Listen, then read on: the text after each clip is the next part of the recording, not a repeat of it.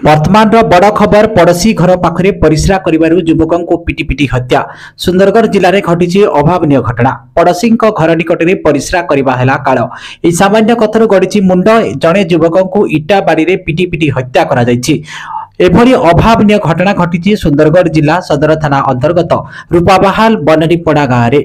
मृतक विशाल कालो 45 वर्षर एवं अभियुक्त टेकचंद प्रधान 24 वर्षर को पुलिस गिरफ्त करिछि। अन्यपटे विशाल मृत्यु पर 3 मासर झील बाप छेउंट हो विशाल निज घर किंजरीकेला थानार गाईडगा ग्राम में। से बह पर शशुर घर रूपाबाहाल ग्राम में सपरिवार रही आसुतिले। 3 मासर एक शिशु कन्या रही। गत 24 तारिख संध्यार विशाल केपसे ग्राम को जाउथबा बेले टेकचंद ताको अटकैथिला।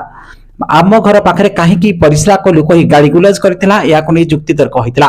रागी जाई टेकचंद ताको बाड़ी रे निस्तुक माड़ मारिथिला। एतिकरे तार राग शांति पड़ी नथिला जे से इटारे छेची पकाइथिला। गुरुतर विशाल परिवार को लोके जिला मुख्य चिकित्सालय को नैथिले। प्राथमिक चिकित्सा पर ताको घर को नहीं आसिथिले। शाश्वत पोषणी संघ अभियोग क्रमे पुलिस मामला रुजु करी तदंत चलाइथिला। तेबे शुक्रवार हठात विशाल मृत्यु हो जाइछि। आभ्यंतरीण अंगरे आघात कारण तांकर जीवन जाइथिबा अनुमान करा जाउछि। पुलिस मृतदेह व्यवच्छेद कराई परिवार को हस्तांतर करिछि।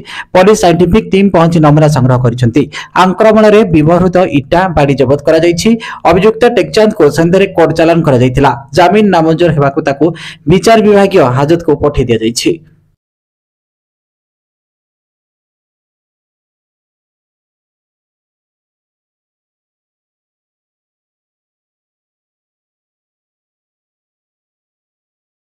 दर्शक बंधु आपण माने यूट्यूब रे 24 घंटार अपडेट खबर जानिबा पई यूट्यूब रे टाइप करंतु न्यूज एंड ओडिया। एबे यूट्यूब रे न्यूज एंड ओडिया चैनल उपलब्ध।